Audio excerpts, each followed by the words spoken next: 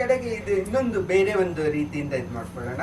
ಸ್ವಲ್ಪ ಓದುಗರಿಗೆ ಪ್ರಶ್ನೆಗಳು ಕೊಡೋಕಂದ್ರೆ ವೈಯಕ್ತಿಕವಾಗಿ ಒಂದೆರಡು ರಾಜಕೀಯ ಪ್ರಶ್ನೆಗಳನ್ನು ಕೇಳ್ತೀನಿ ನಾನು ಸರ್. ರಾಜಕೀಯ ನೀತಿ ಪ್ರಶಸ್ತಿ ಇವಾಗ ಈ ನಿಮಗೆ ಒಂದು ಜಾತಿ ತುಂಬ ಬರ್ತಾ ಇದೆ, ಎಲ್ಲ ಸಾಹಿತ್ಯದ ಚರ್ಚೆಗಳಲ್ಲಿ ವಿಪರೀತವಾಗಿ ಚರ್ಚೆ ಆಗ್ತಾ ಇದೆ. ಜಾತಿ ತುಂಬ ಚರ್ಚೆ ಆಗ್ತಿದೆ ಇತ್ತೀಚಿನ ದಿನಗಳಲ್ಲಿ.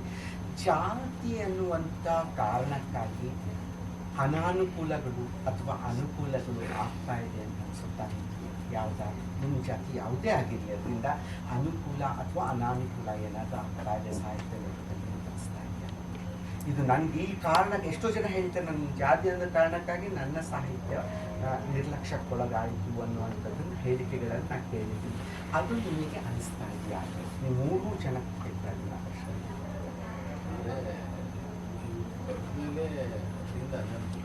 ಅಂದ್ರೆ ಅನಾನುಕೂಲ ಅಥವಾ ಅನುಕೂಲ ಯಾವುದಾದ್ರೂ ಆಗಿರ್ಬೋದು. ಇಲ್ಲ ಸರ್ ನಂಗಿಲ್ಲ, ಎಲ್ಲರಂತೆ ನಂದು ಸ್ವೀಕರಿಸ್ತಾ ಇದ್ದಾರೆ ಅಂತ ಅನ್ಸುತ್ತಾ? ಸಾಹಿತ್ಯಕ್ಕೆ ಸಂಬಂಧಪಟ್ಟಂತೆ ಹೇಳ್ತೀರಾ? ಸಾಹಿತ್ಯಕ್ಕೆ ಸಂಬಂಧಪಟ್ಟಂತೆ ಸಾಹಿತ್ಯದಷ್ಟೇ ನನ್ನ ಬದುಕಿಂದ ಗೊತ್ತಿದೆ, ನನಗೆ ಎಲ್ಲರಿಗೂ ಬದುಕಿಂದ ಗೊತ್ತಿದೆ. ಸಾಹಿತ್ಯದ ಕೇಳ್ತಾ ಇದ್ದೀನಿ ನಾನು. ಹಾಗೆಂದ ಅನಿಸ್ತಾ ಇದೆಯಾ? ಹೆಂಗಿದೆ ಅಂದ್ರೆ ಮಗುನೆಲ್ಲ ತಾಯಿ ತೊಡೆ ಮೇಲೆ ಹಾಕೊಂಡು ಎಲ್ಲ ರೆಡಿ ಮಾಡಿದಾಗ ಎಲ್ಲೋ ಒಂದಷ್ಟು ಚುಕ್ಕಿ ಇರ್ತಾಳೆ, ದೃಷ್ಟಿ ಆಗ್ರಹ ದೃಷ್ಟಿ ಆಗ್ರಹ ಇರಲಿ ಅಂತ ಆ ಥರ ಚುಕ್ಕೆಗಳು ಕೂಡ ಇದೆ, ಇನ್ನು ಉಳಿದಂತೆ ಕೂಡ ಇದೆ. ನಾನು ನೋಡಿದಾಗ ತುಂಬಾ ಅನುಕೂಲ ಆಗಿದೆ ಸರ್. ಅನುಕೂಲ ಆಗಿದೆ, ತುಂಬಾ ಅನುಕೂಲ ಆಗಿದೆ.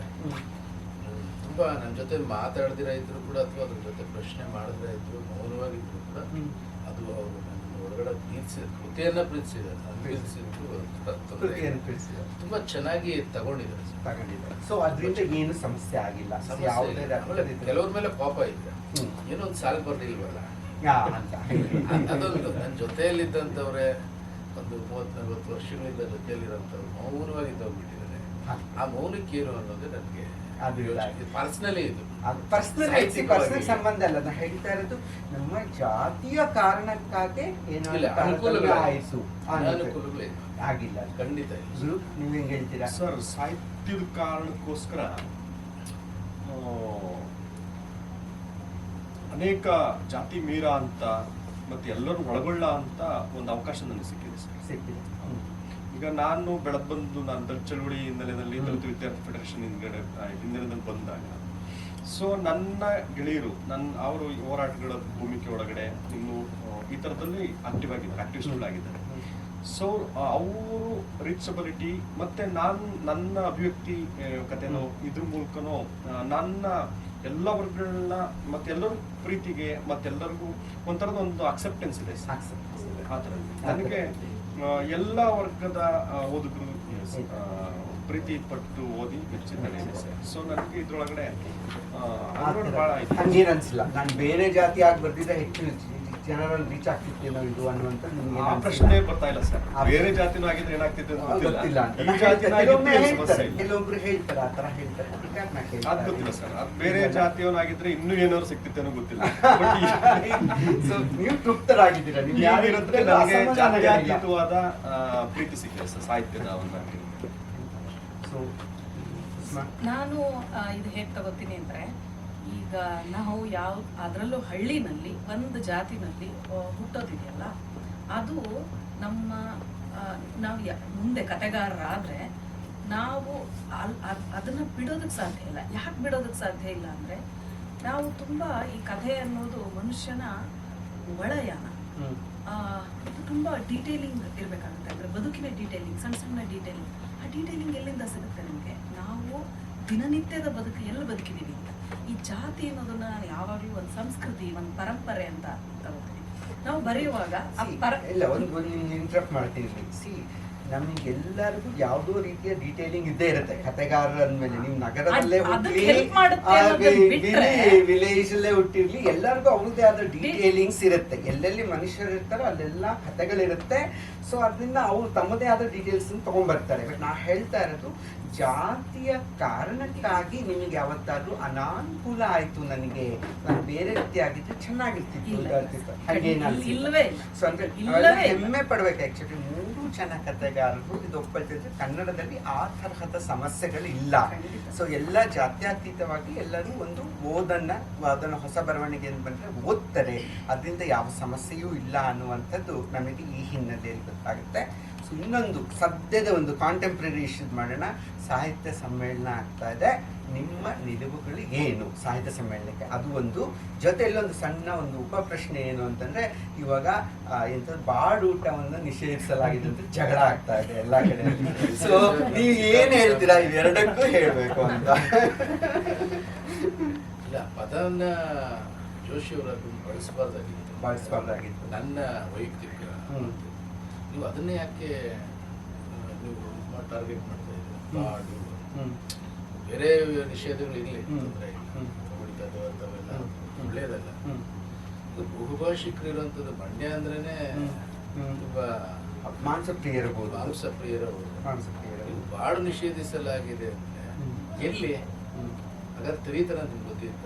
ಹಿಂದೆ ಇವೆಲ್ಲ ನಡೆದಿತ್ತ? ಇವೆಲ್ಲ ಪ್ರಶ್ನೆಗಳು ಮುಂದೆ ಇರ್ತದೆ. ಆ ಪದನ ಅವ್ರು ಬಳಸಬಾರ್ದಾಗಿತ್ತು. ಅದೇ ಅವ್ರು ಮಾಂಸಾಹಾರ ಅಂತ ಬೆಳೆಸಿದ್ದಾರೆ, ಬಾಡೂಟ ಅಂತ ಬೆಳೆಸಿಲ್ಲ. ಮಾಂಸಾಹಾರ ಅವ್ರು ಆ ಪದನ ಬಳಸಬಾರ್ದಾಗಿತ್ತು. ಸ್ಟಾಲ್ಗಳು ಎತ್ಕೊಂಡು ಯಾರು ಬರ್ತಾ ಇದ್ದೀರಲ್ಲ, ಆ ಥರ ಇದ್ರೆ ಯಾರೋ ಹೇಳ್ಬೋದಾಗಿತ್ತು. ನೀವು ಒಂದು ಸ್ಟೇಟ್ಮೆಂಟ್ ಕೊಡೋದಿದೆಯಲ್ಲ, ಬಹುಭಾಷಿಕರ ಅಥವಾ ಬಹು ಸಮುದಾಯಗಳ ಮಧ್ಯೆ ಮಾಂಸಾಹಾರ ಆಗಬಾರ್ದು ಅಂತ ಅವ್ರು ಕೊಟ್ಟಿರುವಂಥ ಆ ಸ್ಟೇಟ್ಮೆಂಟ್ ಒಳ್ಳೆಯದು. ಸಮ್ಮೇಳನದ ಪರವಾಗಿ ಏನು ಬದಲಾವಣೆ ಬೇಕು ಅನ್ಸುತ್ತೆ ನಿಮಗೆ? ಅಥವಾ ಏನು ಅಷ್ಟು ದೊಡ್ಡವನಲ್ಲ ಸರ್.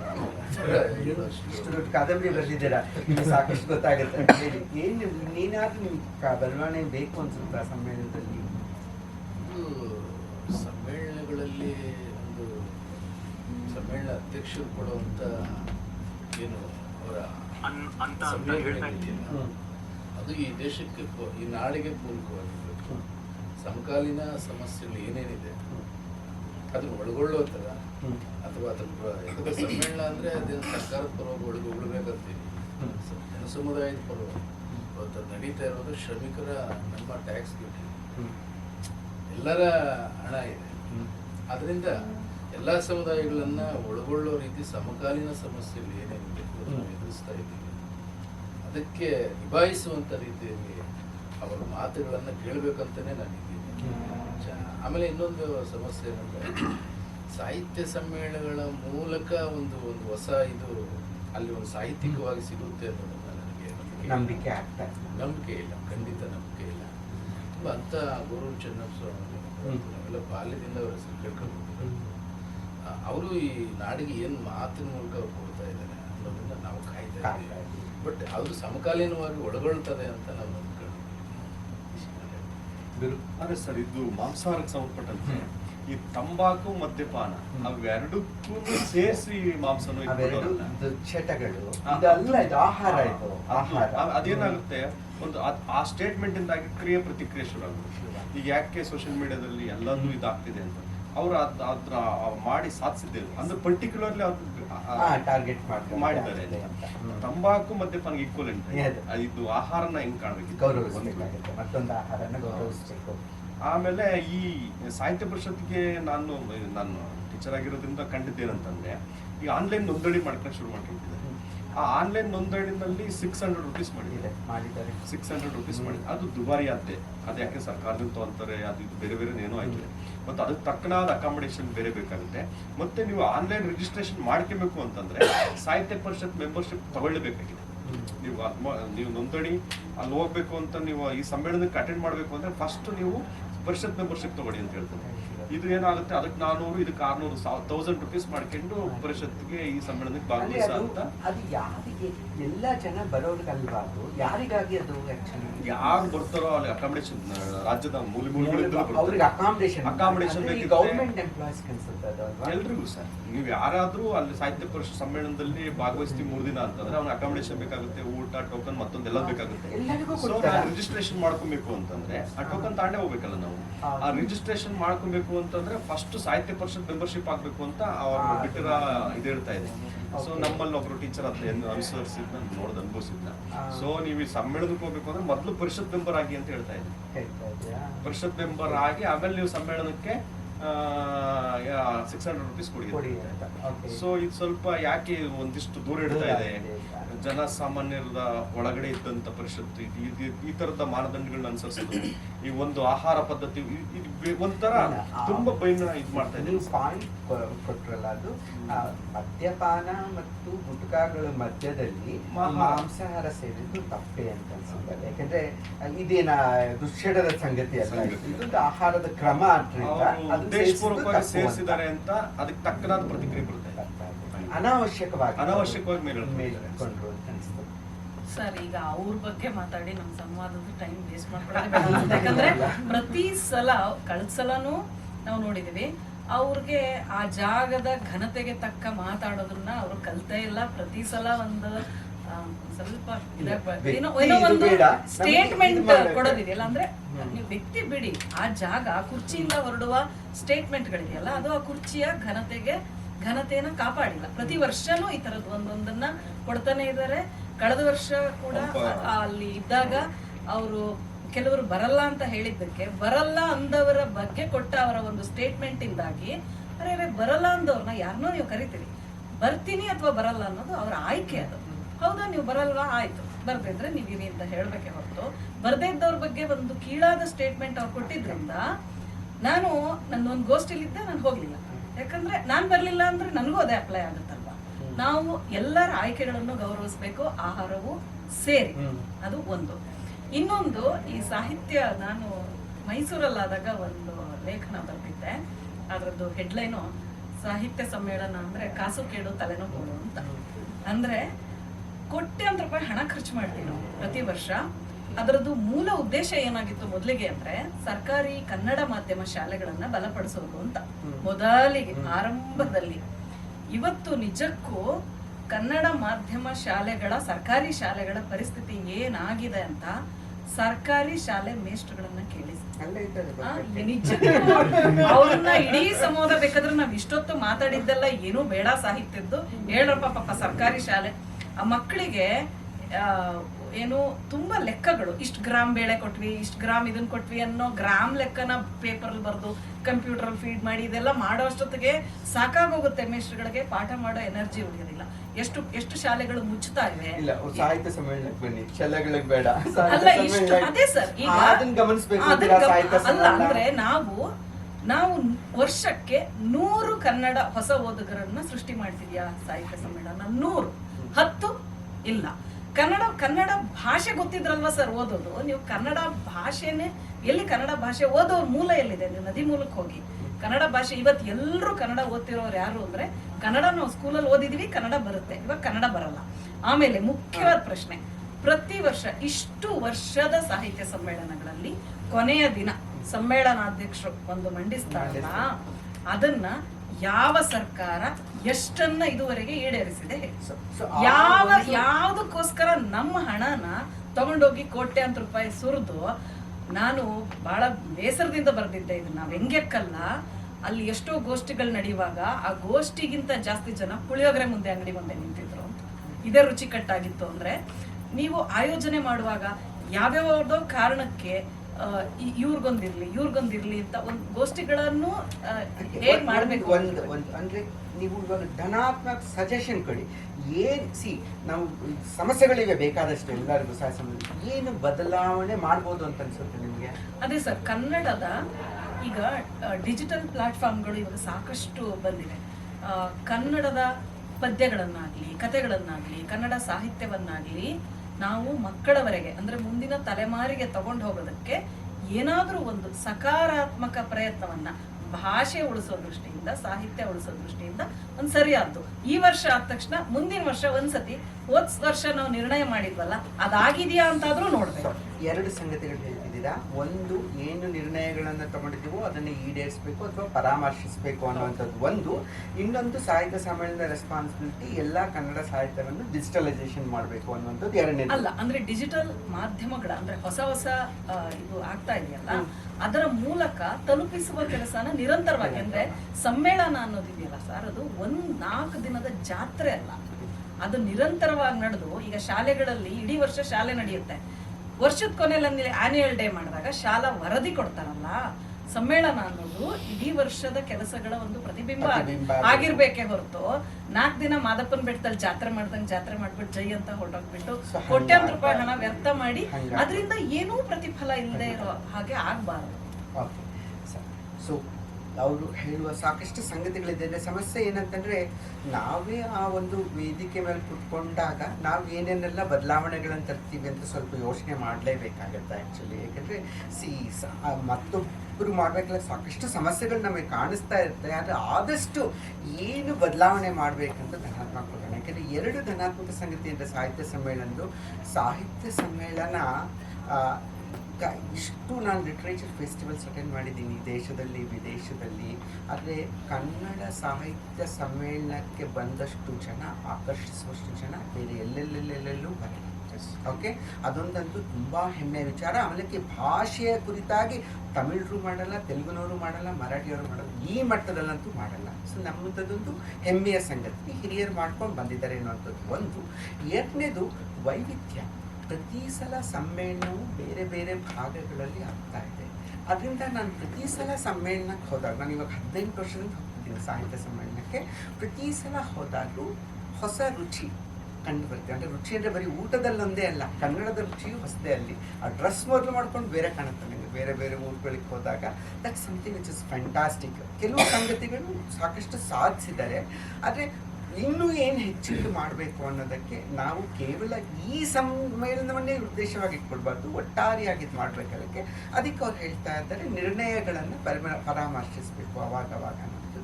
ಅದು ಒಂದು ಒಳ್ಳೆಯ ಒಂದು ಸಲಹೆ ಅಂತೆ ನಾನು ಅಂದ್ಕೊಳ್ತೀನಿ. ಕಡೆಗೆ ಪ್ರಶ್ನೋತ್ತರಕ್ಕೆ ಬಿಡೋಕ್ಕಿಂತ ಮುಂಚೆ ಒಂದು ಸಂಗತಿ, ನಿಮ್ಮ ವೈಯಕ್ತಿಕ ಬದುಕಿನ ಬಗ್ಗೆ ಹೇಳಿ. ನೀವು ಯಾರು, ಎಂತು, ಎಲ್ಲಿತ್ತು ಅನ್ನೋವಂಥದ್ದು. ನಾನು ಕೋಲಾರ ಜಿಲ್ಲೆಯ ಮಾಲೂರು ತಾಲೂಕು ಲಕ್ಕೂರು. ಪ್ರಸಿದ್ಧ ಚಿಕ್ಕತಿರುಪತಿ ಅಲ್ಲಿದೆ ಅಲ್ವಾ, ಅಲ್ಲಿಂದ ಒಂದು 3 ಕಿಲೋಮೀಟರ್. ನಾನು ನಮ್ಮೂರಲ್ಲೇ ಕಾಲೇಜು ಓದಿ ಒಂದು ದೊಡ್ಡ ಕಥೆ ಇದೆ ಮುಂದೆ. ನಾನು ಆ್ಯಕ್ಚುಲಿ ನಮ್ಮ ಕನ್ನಡ ಶಾಲೆ, ನಾವು SLC ಓದೋರು 3 ಟೀಚರ್ಗಳಿರಲಿ. ಯಾರು 3 ಟೀಚರ್ ಇರಲಿಲ್ಲೋ ಆ ಸಬ್ಜೆಕ್ಟ್ಗಳಲ್ಲಿ ಫೇಲ್ ಆಗಿದ್ದೆ. ಸತತವಾಗಿ ದಂಡಯಾತ್ರೆಗಳು 3 ವರ್ಷ ದಂಡಯಾತ್ರೆ ಇದು ಮಾಡಿ, ಆಮೇಲೆ ನಾನು ಫಸ್ಟ್ ಅಟೆಂಪ್ಟಲ್ಲಿ ಫಸ್ಟ್ ಕ್ಲಾಸಲ್ಲಿ ಫೇಲ್ ಆಗಿದ್ದೆ. ಆಮೇಲೆ ಅದಾದಮೇಲೆ ನನಗೆ ಪೆಟ್ರೋಲ್ ಮಾಡ್ತಾ ಇದ್ದೆ, ಫೇಲ್ ಆಗಿ ಪೆಟ್ರೋಲ್ ಮಾಡ್ತಾ ಇದ್ದ ಸಂದರ್ಭದಲ್ಲಿ ನನ್ನ ಜೊತೆಯಲ್ಲಿ ಹೆಣ್ಮಗು ಓದ್ತಾ ಇದ್ದು, ತುಂಬ ಪ್ರತಿಷ್ಠಿತ ಮನೆ. ಅವರಪ್ಪ ತಹಸೀಲ್ದಾರರು. ಅಲ್ಲಿ ಬೀದಿಯಲ್ಲಿ ಆಗ ಬಂಕ್ಸ್ ದೂರ ಇರೋದ್ರಿಂದ ಚಿಕ್ಕ ಪೆಟ್ಟಿಗೆ ಅಂಗಡಿಯಲ್ಲಿ ಪೆಟ್ರೋಲ್ ಇಟ್ಕೊಂಡು ಮಾಡ್ತಾ ಇದ್ದೆ. ಅಲ್ಲಿ ನಾನು ಅಂಗಡಿಯನ್ನು ಸ್ಟಾರ್ಟ್ ಮಾಡಿದೆ. ಆಗ ಸ್ಟಾರ್ಟ್ ಮಾಡುವಾಗ ಯಾರಾದರೂ ಗಾಡಿ ಬಂದರೆ ಓಡೋಗಿ ಪೆಟ್ರೋಲ್ ಆಗ್ತಾ ಇತ್ತು.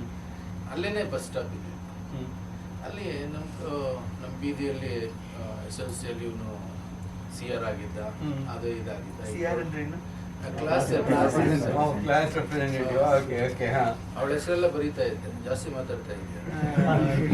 ಅವಳು ನಗದ್ಲು, ಈಗ ನೋಡಿ ಈ ಥರ ಮಾಡ್ತಾ ಇದ್ದೆ. ಎರಡನೇದು ಈ ಗೊಬ್ಬರ ಅಲ್ಲೇ ಪಕ್ಕದಲ್ಲಿ ನಾನು ನಾಚಿಕೆ ಅವೆಲ್ಲ ಇರ್ಲಿಲ್ಲ, ಅವೆಲ್ಲ ಕಷ್ಟ ಇತ್ತು ಕುಟುಂಬ.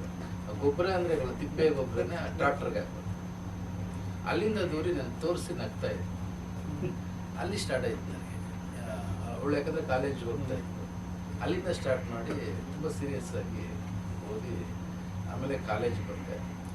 ಬಹುಶಃ ನನಗೆ ಅಂಬೇಡ್ಕರ್ ಅಷ್ಟು ಇಲ್ಲ ಅಂದಿದ್ದೆ, ನಾನು ಈ ಸ್ಥಳ ಇಲ್ಲ ಯಾರಾದ್ರು ಗಾರೆ ಕೆಲಸ ಬೇಸ್ತಿ ಆಗ್ತಾ ಇತ್ತು. ಇಲ್ಲಾಂದ್ರೆ ಎಲ್ಲಾದ್ರೂ ಒಂದು ಡ್ರೈವರು ಕಂಡಕ್ಟರ್ ಹತ್ರ ಆಗ್ತಾ ಇತ್ತು. ಆಮೇಲೆ ನಮಗೆ ಅಂಬೇಡ್ಕರ್ ಅಷ್ಟು ಸಿಕ್ಕಿದ್ಮೇಲೆ ಊಟಕ್ಕೆ ತುಂಬ ಕಷ್ಟ ಇತ್ತು. ಅಲ್ಲಿಗೋದ್ಮೇಲೆ ಊಟ ಸಿಗುತ್ತೆ ಅನ್ನೋ ಒಂದು ಇದಿತ್ತಲ್ಲ, ಒಂದು ಸರ್ತಿ ಬಂದ್ಬಿಟ್ಟಿದ್ದೆಲ್ಲ ರುಚಿ ಪಡೆದಿದ್ದೆ. ಆ ಟೇಬಲ್ ಅಲ್ಲಿ ಕುತ್ಕೊಳ್ಳೋದು ಏನೇನೋ ಸಿಗುತ್ತಲ್ಲ. ಅಲ್ಲಿಂದ ನನಗೆ ಅಲ್ಲಿಂದ ನಾನು ಡಿಗ್ರಿಗೆ ಬಂದಮೇಲೆ ರಾಮಣ್ಣ ಅವರು ನೋಡಬೇಕು ಅಂತಾನೆ ಅವ್ರ ಹಾಡುಗಳು ನೋಡಿ ಕೇಳಿದ್ರು ನಮ್ಮ ಪ್ರಸಾದ್ ಕಟಲ್ಗೆರೆ ಅವ್ರು ನೋಡಬೇಕು ಅಂತ ನನಗೆ. ಆಮೇಲೆ ಕೆ ವೈ ನಾಡಸ್ವಾಮಿ ಸರ್ ಅವರು ಮತ್ತು ರಾಮಣ್ಣ ಅವರು ಇಬ್ಬರು ಸೇರಿ ಜನಪದ ಸಂಗ್ರಹ ಮಾಡ್ತಾ ಇದ್ರು ಭೈರವೇಶ್ವರ ಸಿ ಬಸ್ಪುರ. ಅಲ್ಲಿ ರಾಮಣ್ಣ ಅವರು ಭೇಟಿ ಆದಮೇಲೆ ಅವ್ರನ್ನ ಸರ್ ಬರ್ತಾ ಇದ್ದೀನಿ ಅಂತ ತಕ್ಷಣನೇ ಅವ್ರು ಹೇಳಿದ್ದೇನೆ ಅಂದರೆ ಹಂಗಪ್ಪ ಬರ್ತಾ ಇದ್ದೀರಲ್ಲ ಅಲ್ಲಿಂದ ಒಂದಷ್ಟು 10 ಕ್ಯಾಸೆಟ್ ತಗೊಂಡು ಬಂದ್ಬಿಡಿ ಅಂತ ಇತ್ತು ಅಂತ. ಅಲ್ಲಿಂದ ಬಂದಮೇಲೆ ನಾನು ರಾಮಣ್ಣ ಅವರು ಆದಿಮಲ್ಲಿ ತುಂಬಾ ಇದಾಗಿದ್ದೀರಾ ನೀವು. 2 ವರ್ಷ ನಾನು ಅವರ ಇದರಲ್ಲಿ. ಈಗ ಏನು ಮಾಡ್ತಿದ್ದೀರಾ? ಈಗ ಬಗ್ಗೆ ವರ್ಕ್ ಏನು ಮಾಡ್ತಿದ್ದೀರಾ? ಈಗ ನಾನು ಪ್ರೈವೇಟಲ್ಲಿ ಒಂದು ಪ್ರೈವೇಟ್ ಕಾಲೇಜಲ್ಲಿ ಗೋಪಾಲನ್ ಕಾಲೇಜ್ ಅಂತ ಇದೆ ಇವ್ರ ಹತ್ರ ಉಡಿ ಹತ್ರ ಬಸವನಗರದಲ್ಲಿ ಕನ್ನಡ ಕೆಲಸ ನೋಡಿ. ಎಷ್ಟು ವಿಶೇಷ ಅಂದರೆ SSLC ಫೇಲ್ ಆದಂಥ ವ್ಯಕ್ತಿ ಒಂದು ಒಳ್ಳೆ ಕಾದಂಬರಿ ಬರೆಯುವ ಶಕ್ತಿವಂತ ಇರ್ತಾನೆ ಅಂತ ನಾವು ಯಾರು ಗುರುತಿಸೋದೇ ಇಲ್ಲ. ಯಾರಾದ್ರೂ SSLC ಫೇಲ್ ಆದ್ರೆ ನೋಡಿದರೆ ಅವ್ನು ಮುಂದೆ ಒಂದು ಒಳ್ಳೆ ಕಾದಂಬರಿ ಬರೆಯುವಷ್ಟು ಜಾಣ ಇದ್ದಾನೆ ಅಂತ ನಮ್ಗೆ ಯಾರಿಗೂ ಗೊತ್ತೇ ಆಗಲ್ಲ. ತುಂಬ ಕೇರ್ಫುಲ್ ಆಗಿರ್ಬೇಕು. ನಮ್ಮ ಎಜುಕೇಷನ್ ಸಿಸ್ಟಮ್ಮು ಯಾರ್ಯಾರನ್ನೋ ದಡ್ರು ಅಂತ ಮಾಡಿಬಿಡುತ್ತೆ, ಯಾರ್ಯಾರನ್ನೋ ಜಾಣರು ಅಂತ ಮಾಡಿಬಿಡುತ್ತೆ. ಸೊ ತುಂಬ ಕೇರ್ಫುಲ್ ಆಗಿರ್ಬೇಕು. ಸರ್ ನಾನು ಅದೇ ತುಮಕೂರು ಜಿಲ್ಲೆ ಚಿಕ್ಕನಾಯಕನಹಳ್ಳಿ ಹತ್ರ ಕಂಟ್ಲಿಗೆರೆ ನಮ್ಮ ಅಪ್ಪ ಅಮ್ಮ ರೈತರು ಊರಲ್ಲಿ. ನಾನು 5 ಜನ ಮಕ್ಕಳಲ್ಲಿ 2 ಅಕ್ಕಂದಿರು. ಸೊ ನಾನು ಓದಿದ್ದೆಲ್ಲ ಹಾಸ್ಟೆಲ್ಲೇ ಸರ್. 6ನೇ ಕ್ಲಾಸ್ಗೆ ತಗೊಂಡೋಗಿ ಹಾಸ್ಟೆಲ್, ಸರ್ಕಾರಿ ಹಾಸ್ಟೆಲ್ಗೆ, ಅದೊಂದು ಟ್ರಂಕು ತಟ್ಟೆ ಅಂತ. ಸೊ ಒಂದು 13-14 ವರ್ಷ ಹಾಸ್ಟೆಲಲ್ಲಿ ಓದ್ಕೊಂಡು ಕೆಲಸ ಸಿಗೋ ತನಕ ಹಾಸ್ಟೆಲ್ಲೇ ಇದ್ದಿದ್ದು ಸರ್. ಬೇಸಿಗೆ ರಥದಲ್ಲಿ ಮಾತ್ರ ಊರಿಗೆ ಹೋಗ್ತಿದ್ದು.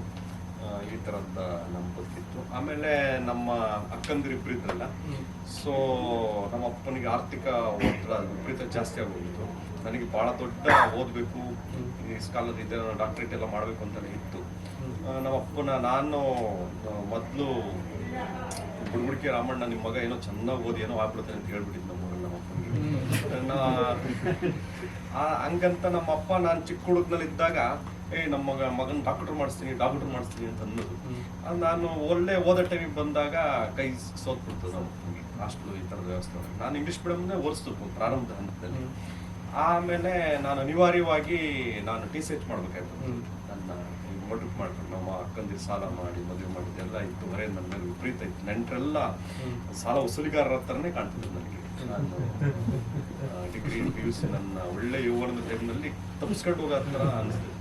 ಭಾಳ ವಿಪರೀತ ಸಾಲದ ಹೊರೆಯಲ್ಲಿ ಒಂಥರ ಮುಖಗೇಡಿಯಾಗಿ ಓಡಾಡ್ತಿದ್ದ. ನನಗೆ ಕೆಲಸ ಅನಿವಾರ್ಯತೆ ಇತ್ತು. ನಾನು PUC ಓದಿ ಒಂದ್ಸಲ ಕೆಲಸ ಕಳ್ಕೊಂಡೆ. ಸೊ ತಿರ್ಗಾ ತೀವ್ರವಾಗಿ ಓದಿ ಮೇಸ್ಟ್ರಾಗಿ ಕೆಲಸ ತಗೊಂಡೆ. ಆಮೇಲೆ ಆನಂತರ ಸಾಹಿತ್ಯದ ಓದಿತ್ತು ನನಗೆ. ಪತ್ರಿಕೆಗಳು ಅಗ್ನಿ, ಲಂಕೇಶು, ಬೆಂಗಳೂರು ಈ ಥರದ್ದೆಲ್ಲ ಓದ್ತಿದ್ದೆ. ಈ ಒಡನಾಟ ಓದು ಒಂದಿಷ್ಟು ನನ್ನ ನಂತರ ತೀವ್ರವಾದ ಓದು, ಸಣ್ಣ ಬರವಣಿಗೆ, ಮುಖ್ಯವಾಗಿ ನನ್ನ ಎನ್ಕೇರ್ಮಂತೈನ ಗೋವು ತಿಂದು ಗೋವಿನಂತಾದವನು. ಹೌದು ಸರ್. ಈ ಥರದ ಕವಿತೆಗಳು ನಮ್ಮ ಪಕ್ಕದೂರ್ನವ್ರೆ ಅವರು ಹನುಮಂತಯ್ಯ. ಸೊ ನಮಗೆ ಭಾಳ ಟಚ್ ಆಗಿ ಇದೆಲ್ಲ ಸಾಹಿತ್ಯದಲ್ಲಿ ನಮ್ಮದೇ ಎಲ್ಲ ಹೇಳ್ತಿದ್ದಾರಲ್ಲ ಇವರು ಒಂದು ಶುರುವಾಯಿತು. ಸೊ ನಮ್ದು ಹಿಂಗೇನೋ ಇದೆಯಲ್ಲ ಅಂತ ಮೆತ್ತಗೆ ಶುರು ಮಾಡಿದ್ರು. ಇಂಡಸ್ಟ್ರಿ ಈಗ ಗುರುಪ್ರಸಾದ್ ಅವ್ರ ವಿಶೇಷ ಏನು ಅಂತಂದರೆ ಬರೀ ಇದೊಂದೇ ಅಲ್ಲ. ಸಾಮಾನ್ಯವಾಗಿ ಆರಂಭ ಘಟ್ಟದಲ್ಲಿ ಕತೆ ಕವಿತೆ ಅಷ್ಟೇ ಬರೀತಾ ಇರ್ತೀವಿ. ಅವರು ಆತ್ಮಕಥೆಯನ್ನು ಬರ್ತಿದ್ದಾರೆ. ಅಂದರೆ ಆ ಒಂದು ಅನುಭವಗಳನ್ನು ಟ್ರಂಕು ತಟ್ಟೆ ಎನ್ನುವಂಥದ್ದು ನಾನು ಬರ್ತದೆ ಅದನ್ನೂ ಒಪ್ಕೊಳ್ಳೋದು. ಇನ್ನೂ ಒಂದೇನು ಅಂತಂದರೆ ಮತ್ತೊಬ್ಬರ ಬದುಕನ್ನು ಕೇಳಿಸ್ಕೊಂಡು ಒಂದು ಪುಸ್ತಕ ಕೂಡ ಬಂದಿದ್ದಾರೆ. ಇನ್ನೊಬ್ಬ ದಲಿತ ಹೋರಾಟಗಾರರು ಬಂದಿದ್ದಾರೆ. ಇದು ಬಹಳ ಅಪರೂಪ. ಯಾಕೆಂದರೆ ನಮಗೆ ನಮ್ಮ ಕತೆ ಹೇಳ್ಕೊಳ್ಳೋ ಉತ್ಸಾಹ ಇರುತ್ತೆ ಹೊರತಾಗಿ ಮೊದಲು ಆರಂಭದಲ್ಲಿ ಇನ್ನೊಬ್ಬರ ಕಥೆಯನ್ನು ಕೇಳಿ ಬರೆಯುವಷ್ಟು ಉತ್ಸಾಹ ಇದೆ ಯಾವತ್ತು. ಸೊ ಇನ್ನೊಬ್ಬರದ್ದು ಬರೆಯೋಕ್ಕೆ ಇವರು ಬರ್ತು, ದಾದಾಪುರು ದಾದಾಪುರು ಒಂದು ಇದನ್ನು ಜೀವನ ಚಿತ್ರ, ಮತ್ತೊಬ್ಬರದ್ದು ಆತ್ಮಕಥೆಯನ್ನು ಕೇಳಿಸ್ಕೊಂಡು ಬರೆಯುವಂಥದ್ದು ಇದೆಯಲ್ಲ, ಅದಕ್ಕೆ ತುಂಬ ಸಹನೆ ಬೇಕು. ಸೊ ವೈವಿಧ್ಯಮಯವಾಗಿ ಗುರು ಬರೆದಿದ್ದಾರೆ. ಬಟ್ ಅವ್ರು ಇನ್ನೊಂದು ಹೇಳಿದ್ರಲ್ಲ, ಕಷ್ಟಗಳು ಸಾಕಷ್ಟಿತ್ತು ಆರಂಭದಲ್ಲಿ. ಈ ಕಷ್ಟಗಳು ಮಾಗಿದ ಮೇಲೆ ಒಳ್ಳೆಯ ಅನುಭವಗಳಾಗುತ್ತೆ. ಖಂಡಿತವಾಗಿ ಅನುಭವಗಳಾಗಿ ಒಳ್ಳೆ ಕೃತಿಯಾಗಿ ಹೊರಬರುತ್ತೆ. ಬಟ್ ಕಷ್ಟಗಳೇ ನಿರಂತರವಾಗ್ಬಿಟ್ರೆ ನಿಮಗೆ ಬರವಣಿಗೆ ಇದೇ ಆಗಲ್ಲ. ಯಾವತ್ತೂ ಬರವಣಿಗೆ ಮಾಡಬೇಕು ಅಂತ ಅನ್ಸೋದಿಲ್ಲ. ಒಂದು ಹಂತದ ತನಕ ಕಷ್ಟ ಇತ್ತು, ಆನಂತರ ಬದುಕು ಸ್ವಲ್ಪ ಆದ್ರೂ ಸುಗಮ ಆಯಿತು ಅಂದರೆ ಬರವಣಿಗೆಗೆ ತೆರ್ಕೊಳ್ಳುತ್ತೆ ಮನಸ್ಸು, ಸೊ ನೆಮ್ಮದಿ ಇರುತ್ತೆ. ಇಲ್ದಿದ್ರೆ ತೆರ್ಕೊಳ್ಳೋಕ್ಕೆ ಸಾಧ್ಯ ಇಲ್ಲ ಅಂತ ಅನ್ಸುತ್ತೆ ನನಗಂತೂ. ಸೊ ಈಗ ಒಳ್ಳೆ ಜಾಬ್ ಇದೆ, ಇದಿದೆ, ಸೊ ಇನ್ನಷ್ಟು ಬರೀತೀರಾ ಅನ್ನುವಂಥ ನಿರೀಕ್ಷೆ ನಿಮ್ಮ ಮೇಲಿದೆ. ನನ್ಗೆ ಇಬ್ರು ಹುಡುಗರು ಕೂತಿದಾರಲ್ಲ, ಸುಲಭ ಆಗಿದೆ ಜೀವನ ಅಂತ ಅನಿಸ್ತಾ ಇದೆ. ಅಂದ್ರೆ ಆರ್ಥಿಕ ಹೊರೆ ಕಷ್ಟ ಅನ್ನೋದಿದೆಯಲ್ಲ, ಅದು ಜಾತಿಯಿಂದ ಆಚೆಗೆ ಎಲ್ಲರದ್ದೂ ಆಗಿತ್ತು ಒಂದು ಕಾಲದಲ್ಲಿ. ಒಂದು ಹಂತದವರೆಗೂ ನಾನು ಬಹಳ ಎಂಜಾಯ್ ಮಾಡ್ತಿದ್ದೆ. ಅಂದ್ರೆ ಅದು ರೋಚಕತೆ ಸಿಗುತ್ತೆ ನೋಡಿ. ಅಂದ್ರೆ ಜಾಸ್ತಿ ಕಷ್ಟ, ಯುದ್ಧದಲ್ಲಿ ಜಾಸ್ತಿ ಜನ ಸತ್ತಷ್ಟು ಭಾರಿ ಯುದ್ಧ ಅಂತ, ಹಂಗೆ ಜಾಸ್ತಿ ಕಷ್ಟ ಇದ್ದಾಗ ಅದನ್ನ ಹೇಳ್ಕೊಳ್ಳೋದ್ರಲ್ಲೂ ಒಂದು ಮಜವಾಗಿರುತ್ತೆ ಅನ್ನೋದು. ಅನುಭವ ಜಾಸ್ತಿ, ಒಂದು ಕಿಕ್ ಬರುತ್ತೆ, ಜಾಸ್ತಿ ಕಿಕ್ ಬರುತ್ತೆ ಜಾಸ್ತಿ ಕಷ್ಟ ಇದ್ದಷ್ಟು. ಸೊ ನನ್ಗೆ ಭಾರಿ ರೋಚಕ ಕಥೆಗಳಿದೆ. ಅಂದ್ರೆ ಹಳ್ಳಿ ಹೆಣ್ಮಗಳು, ನಮ್ಮ ಅಪ್ಪನ ಮನೆ ಕಡೆ ಅಮ್ಮನ ಮನೆ ಕಡೆ ಎರಡು ಕಡೆನೂ ಯಾರು ಒಂದ್ ಪುಸ್ತಕ ಓದೋರಿಲ್ಲ, ಅಂದ್ರೆ ಅಕ್ಷರನೇ ಇಲ್ಲ. ಅಲ್ಲಿಂದ ಫಸ್ಟ್ ಒಬ್ಳು, ಆಮೇಲೆ ಮದ್ವೆ ಅದೇ ಫಸ್ಟ್ ಮೆಚೂರ್ ಆಗಿ 1 ವರ್ಷಕ್ಕೆ ಮದುವೆ ಮಾಡ್ಬಿಡ್ಬೇಕು. ಇಲ್ಲ ಅಂದ್ರೆ ಬಳಸ್ತಿದ್ದ ಒಂದು ಪದ, ಬಹಳ ಮುಜುಗರ ಪದ. ನಾನು ಕಾಲೇಜ್ ಹೋಗ್ತಾ ಇದ್ರೆ, ಎಷ್ಟು ವಯಸ್ಸು? First P U C second P U C, ಒಂದು ಮದುವೆ ಮೆಚೂರ್ ಆಗಿ ಒಂದು 3 ವರ್ಷ ಆಗಿತ್ತು.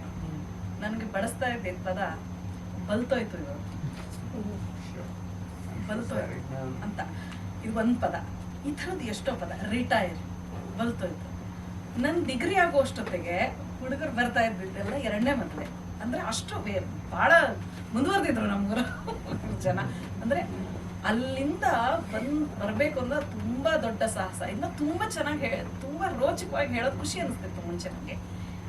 ಈಗ ಇತ್ತೀಚೆಗೆ 1-2 ವರ್ಷಗಳಿಂದ ನಂಗೆ ಅನ್ಸೋದು, ಎಲ್ಲಾರನು ಸುಮ್ಮನೆ ಕೆದಕಿದ್ರೆ ಎಲ್ಲಾರ ಬದುಕಲ್ಲೂ ಆ ಥರದ್ವಾದ ಒಂದು ರೋಚಕವಾದ ಕತೆ ಇರುತ್ತೆ.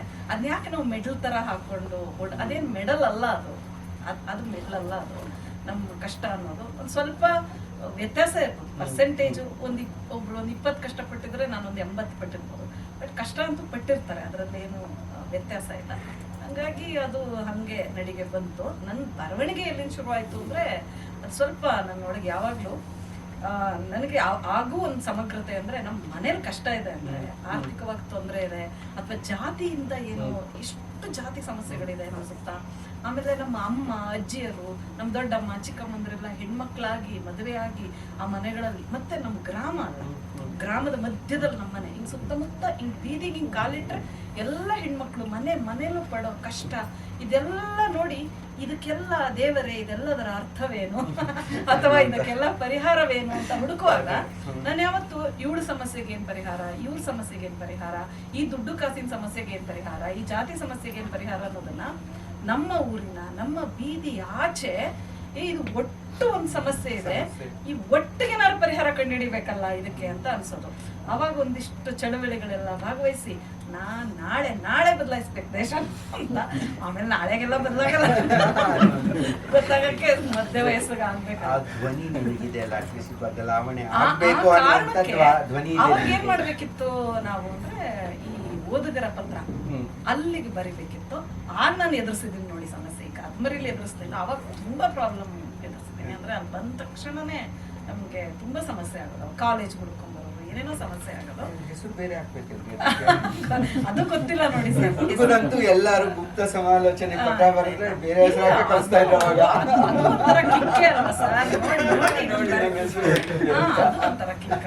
ಅದು ಹೋರಾಟದ ಒಂದು ಭಾಗ. ಅದು ಬರೆದ್ಬಿಟ್ಟು ನಾನು ನಿಮ್ದೆಲ್ಲ ಬಯಲು ಮಾಡ್ತಾ ಇದ್ದೀನಿ ನೋಡಿ ಅನ್ನೋದಿದೆಯಲ್ಲ, ಅಲ್ಲಿಂದ ಬಹುಶಃ ಬಂದ ಆಮೇಲೆ ಜೀವನ ಏನ್ ಮಾಡೋದಪ್ಪ ಇವಾಗ ಅಂತ ಯೋಚನೆ ಮಾಡುವಾಗ ಒಂದು ಹಂತದಲ್ಲಿ ಟಿವಿ ಧಾರಾವಾಹಿಗಳ ಕಡೆ ಬಂದೆ. ಒಂದು 10-15 ವರ್ಷ ಅಲ್ಲಿ ಇದ್ದು ಸುಮಾರು ಅಂದ್ರೆ ಈ ಸಾಹಿತ್ಯ, ಸಿನಿಮಾ, ಚಳವಳಿಗಳು, ರೇಡಿಯೋ, ಟಿವಿ, ಇನ್ನೊಂದು ಮತ್ತೊಂದು ಎಲ್ಲದ್ರ ಜೊತೆ, ಮತ್ತೆ ರೈತ ಚಳವಳಿ ನನಗೆ ತುಂಬಾ ಈಗಲೂ ಖುಷಿ ಕೊಡುವಂತ ವಿಷಯ.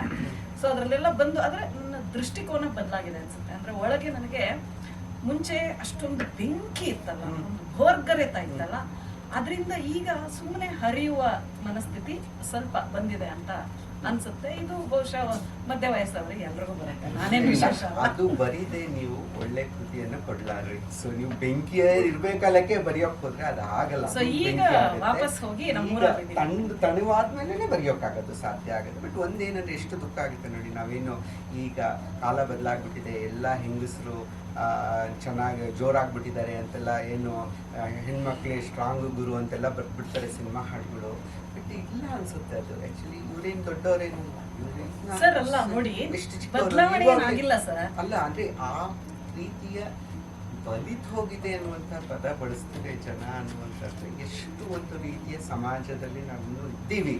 ಸುಮ್ಮನೆ ನಾವು ನಗರದಲ್ಲಿದ್ದ ತಕ್ಷಣ ನಮಗೇನೋ ಎಲ್ಲ ಚೆನ್ನಾಗಿದೆ ಅಂತೇನೋ ಅನಿಸ್ಬಿಡುತ್ತೆ. ಬಟ್ ಇಲ್ಲ, ಅದಕ್ಕಿಂತ ಒಂದು ಸಮಸ್ಯೆಗಳನ್ನು ಇನ್ನೂ ಜನರು ಅನುಭವಿಸ್ತಾ ಇದ್ದಾರೆ ಅನ್ನುವಂಥದ್ದು ಹೌದು, ಗೊತ್ತಾಗುತ್ತೆ.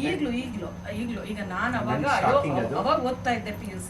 ಇವಾಗ ನನ್ಗೆ ನನ್ ಮಗನೇ PUC ಆಗುವಷ್ಟು ಆಗ್ಬಿಟ್ಟಿದೆ ಅಪ್ಪ, ಈಗೆಲ್ಲ ಬದಲಾಗ್ಬಿಟ್ಟಿದೆ ಅಲ್ಲ ಅಂತ ನಾವು ಬಹಳ ಇಲ್ಲಿದ್ದು ನೋಡಲ್ಲ ಸರ್ ನಾವು ಕೆಲವು ವಸ್ತುಗಳನ್ನ. ನಾನು ಅನ್ಕೊಂಡೆ ಬಸ್ ಸ್ಟ್ಯಾಂಡ್ ಅಲ್ಲಿ ಬೆಳಗ್ಗೆ ಹೊತ್ತು 9 ಗಂಟೆಗೆ ನಮ್ಮೂರಲ್ಲೇ ರಿಟರ್ನ್, ಅಂದ್ರೆ ಮೈಸೂರಿಂದ ಬಂದು ನಮ್ಮೂರ್ ಕೊನೆ ಸ್ಟಾಪು 1-2 ಬಸ್ಗಾಗುವಷ್ಟು ಮಕ್ಕಳು ಸ್ಕೂಲು ಕಾಲೇಜ್ಗಳು ಹೋಗ್ತಾರೆ.